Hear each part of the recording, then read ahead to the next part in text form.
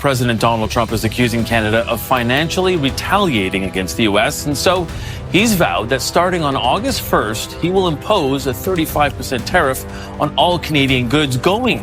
We've obviously seen the very visible and visceral reaction from markets to US policies, but it's very interesting to see from the consumer side what impact it's having. And these little acts of activism from consumers who have decided to turn their back on certain US. What happens when the neighbor you've trusted for decades quietly begins to walk away, tearing up the economic ties that once made you inseparable? That's not a hypothetical anymore. It's unfolding right now. Canada, one of America's closest allies and its biggest trading partner, isn't just drifting, it's deliberately stepping back. And here's what no one in Washington seems ready to admit. This isn't a noisy rebellion. There are no headlines filled with protests or public outrage. Instead, the resistance is silent, and it's speaking volumes. Millions of Canadians are sending a powerful economic message by choosing not to buy American. And the data proves it. A mobile app called Maple Scan, which helps Canadians identify and avoid US-made goods, has skyrocketed to the top of the Canadian App Store in early 2025.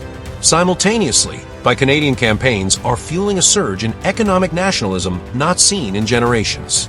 A staggering 91% of Canadians now say they want to reduce their country's trade dependence on the US, a serious warning sign for the world's largest economy. But this movement goes beyond shopping habits. It's becoming a values-driven shift away from American products, companies, and even culture. And if this silent boycott continues, the impact on U.S. industries could be devastating. Consider this. Border crossings from Canada into the U.S. have plummeted. At some of New York's busiest land checkpoints, officials confirm that Canadian visitor traffic dropped by 21% to 23% in June 2025 alone. That's not just a number. It's lost income for hotels, restaurants, and retail businesses in border towns that depend on cross-border tourism. And the fallout doesn't stop there. Canadian grocery stores are quietly removing American products, especially in food and beverage aisles. Entire categories of U.S. agricultural goods are vanishing from shelves without notice. As cancellations mount, many American farmers and processors are facing grim prospects, with some even considering shutting down operations. Behind closed doors, analysts are issuing stark warnings. If this trade standoff continues unresolved, the ripple effects could intensify. U.S. companies are now holding back on investments, delaying expansion, and preparing for workforce reductions. The real question is no longer if this will hurt the U.S. economy, but how deep the damage will go before someone in power acknowledges the crisis. If you're still watching, consider subscribing. It helps us keep exposing what mainstream outlets aren't talking about. And up next, we'll break down the political spark that ignited this consumer backlash. In March 2025, the United States delivered a blow few in Ottawa anticipated, imposing sweeping 25% tariffs on a wide range of Canadian imports. From steel and aluminum to packaged foods and everyday consumer goods, no major sector was spared. But it didn't stop there. Just weeks later, Washington doubled down, raising those tariffs to 35% and expanding the list of targeted products even further. Trade experts were stunned, calling it one of the most aggressive protectionist moves in recent memory. For Canada, this wasn't just an economic dispute, it was seen as a direct challenge to its national sovereignty. Leaders in Ottawa condemned the tariffs as unjust, reckless, and deeply damaging. Publicly, they vowed not to let Canadian industries become collateral damage in what many saw as America's internal political games. Privately, provincial governments and industry groups were warned to prepare for serious disruptions. The federal government responded with a clear message to its citizens: stand with Canadian businesses, support local, buy Canadian. And that message struck a chord. Already weary from rising prices and inflation, consumers across Canada took matters into their own hands. Major supermarket chains, provincial liquor boards, and public procurement agencies began phasing out U.S. goods quietly but systematically. What started as a patriotic gesture has now become a powerful cultural shift, one Washington never saw coming and may no longer be able to stop. This isn't a symbolic protest. The economic fallout is now measurable and growing fast. Newly released trade data from Q2 of 2025 shows a staggering 8 to 10% drop in U.S. exports to Canada compared to the same time last year. And the hardest hit sectors? The very industries that once relied on Canada as a stable, high-volume destination: processed foods, beverages, and consumer products. For many U.S. manufacturers, those Canadian shipments were essential to keeping production lines running. Now those lines are slowing, and in some cases, halting altogether. But here's the part buried in the fine print. Canada's share of total U.S. exports has dropped by 10 percentage points in less than a year. What used to represent nearly 78% of all U.S. exports bound for Canada has now shrunk to just 68%. This isn't a minor dip. It's a dramatic redirection of trade that few in Washington seem willing to confront. Even more worrying, industry insiders warn this trend is accelerating. Contracts once thought to be permanent are quietly expiring or being renegotiated at much lower volumes. Canadian distributors, wary of future tariff shocks, are turning inward, supporting local producers, or reaching outward, diversifying their supply chains toward Europe, Asia, and Latin America. If this continues, the U.S. risks permanently losing its grip on one of its most valuable export markets. And the deeper this trade rift grows, the harder it will be to mend. For U.S. companies whose business models rely on predictable cross-border trade, the situation is becoming increasingly unstable. A deeper concern is now taking shape, the growing belief that the United States can no longer be counted on as a dependable partner. For decades, Canada served as a reliable and low-risk market for American exports, a place where demand was consistent and political tensions were minimal. That trust has been fractured. Business leaders are coming to terms with a hard truth. When a trading relationship begins to break down on this scale, rebuilding it can take years, sometimes decades. This isn't just about revenue slipping away. It's about a core pillar of America's export economy collapsing under pressure. For companies that thrived on steady Canadian demand, the ground is shifting rapidly, and in Washington, few appear to be asking how far it might fall before the damage becomes permanent. The shift in Canada is no longer subtle. It's reshaping the consumer landscape. Walk into a Canadian supermarket or liquor store, and the change is unmistakable. Familiar U.S. brands are disappearing, replaced by local alternatives at an accelerating pace. Major fast food chains like McDonald's are seeing sharp declines in Canadian foot traffic, forcing franchises to quietly cut back orders for U.S.-supplied ingredients. The drop has left American farmers and food processors scrambling to adjust supply chains that once heavily depended on Canadian buyers. In grocery aisles, iconic products like Coca-Cola are losing shelf space to Canadian beverage brands. Heinz Ketchup, still struggling with the backlash from its closure of an Ontario plant years ago, is rapidly losing ground to Canadian competitor French's. In the liquor market, provincial boards in Ontario and Quebec have stopped importing Jack Daniel's whiskey altogether, wiping out a decades-old trade route and leaving U.S. distributors stuck with unsold inventory. Even the automotive industry isn't spared. Tesla has taken a major hit as Canadian customers cancel orders or trade in their vehicles for alternatives like Hyundai or Polestar. Each lost sale contributes to an estimated 8 to 10% drop in U.S. exports to Canada, wreaking havoc on American assembly lines and parts suppliers. This pattern repeats across multiple sectors. In packaged foods, Oreo cookies are quietly vanishing from Canadian shelves, forcing U.S. production lines to scale back. In streaming, Netflix is losing subscribers after backlash over limited local content and stricter account-sharing policies. Even Nike, once a favorite among Canadian youth, is facing a brand credibility crisis, with young consumers turning away from what they now view as a symbol of corporate exploitation. Perhaps most concerning is the growing rejection of U.S. dairy products.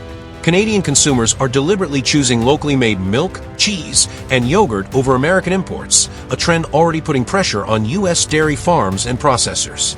Then there's Amazon. After closing its Quebec fulfillment center due to labor tensions, the company is seeing a wave of Canadian Prime membership cancellations.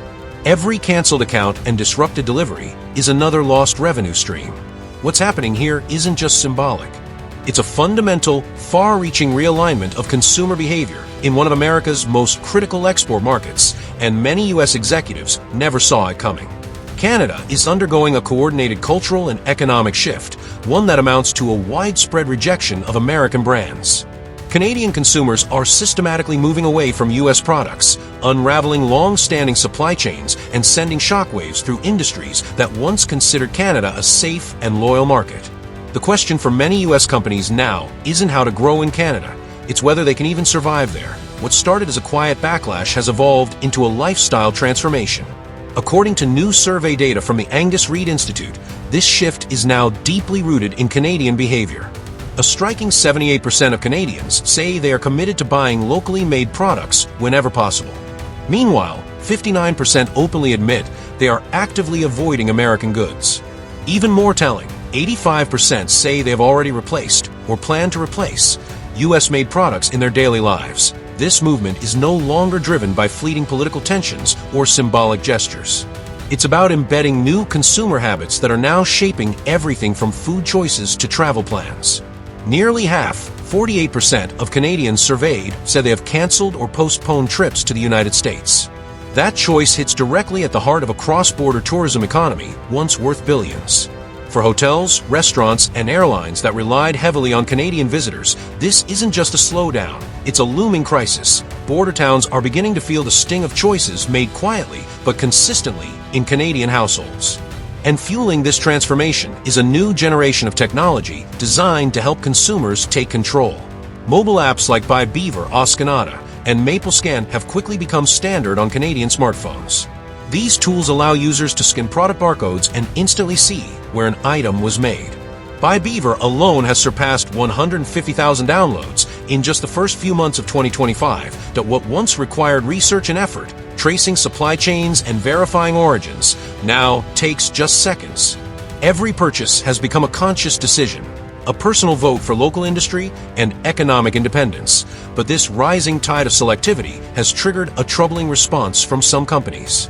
A new tactic known as maple washing is spreading, where products are falsely labeled as Canadian-made to sidestep consumer scrutiny. According to the Canadian Food Inspection Agency, there were 58 formal complaints of false country of origin labeling in February and March 2025 alone, a dramatic spike from just 6 cases in the final quarter of 2024.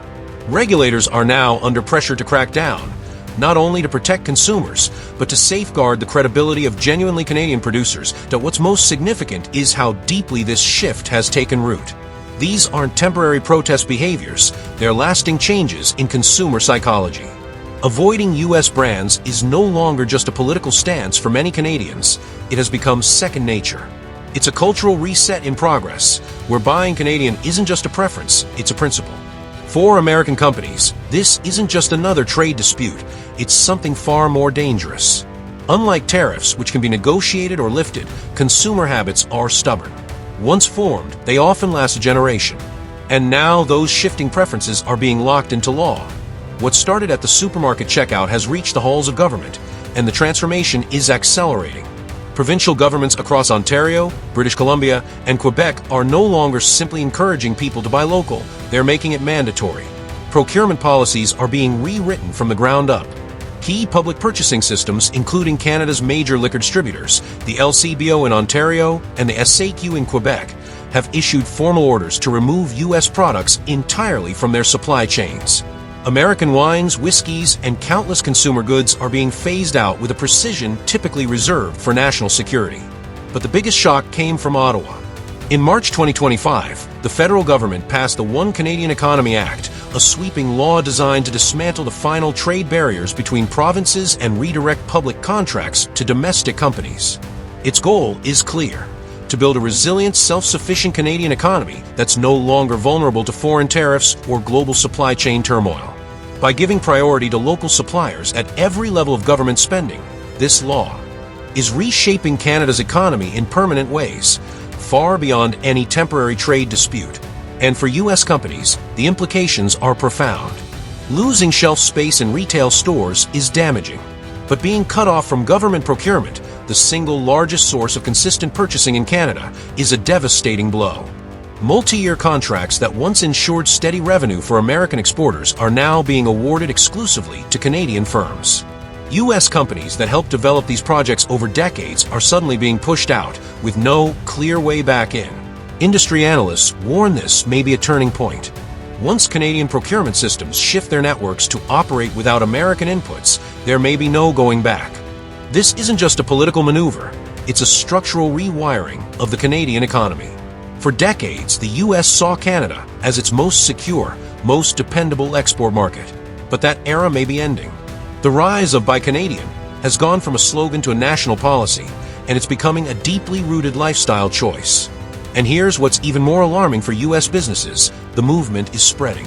What began as a Canadian consumer revolt is starting to resonate in other countries. It's no longer just about Canada.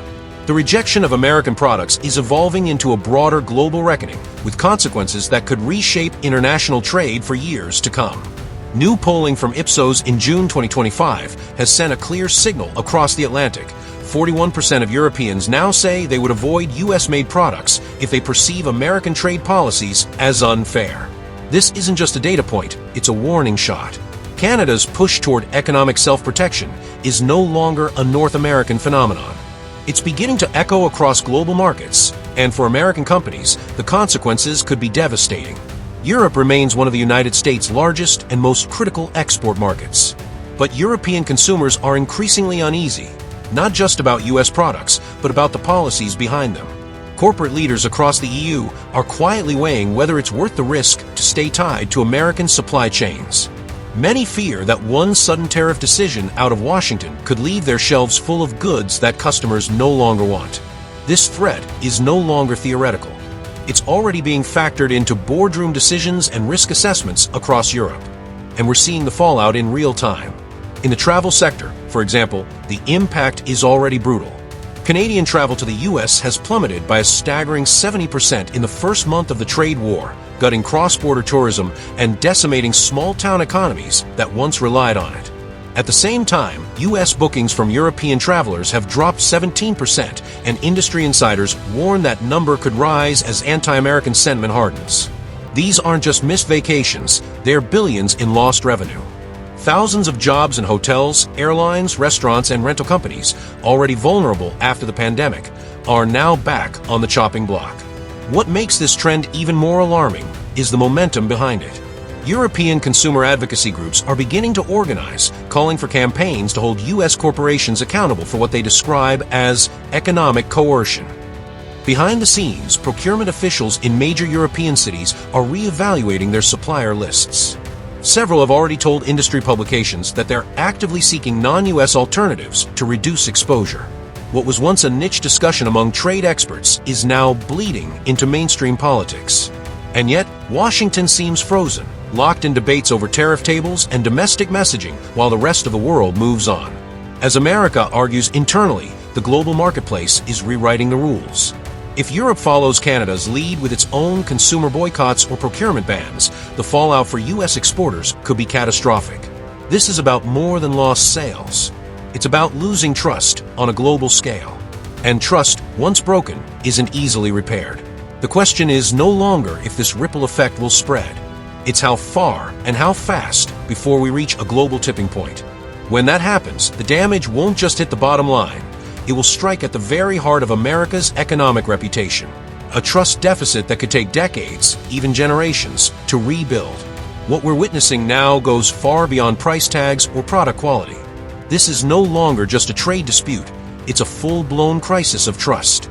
The bond between American brands and international consumers is breaking down, and nowhere is that more visible than in Canada. With the passing of Ottawa's One Canadian Economy Act, the trade relationship between the US and Canada is being permanently reshaped. But it's not just policies that are changing, it's perceptions. Consumers aren't just walking away from US goods, they're turning their backs on the belief that American companies act with fairness, respect, or mutual benefit. And that shift raises a far more serious question: who's next? If this mindset takes root in the UK, France, or across Europe, US brands could face a global loss of credibility. Because once trust disappears, no discount, slogan, or marketing campaign can win it back.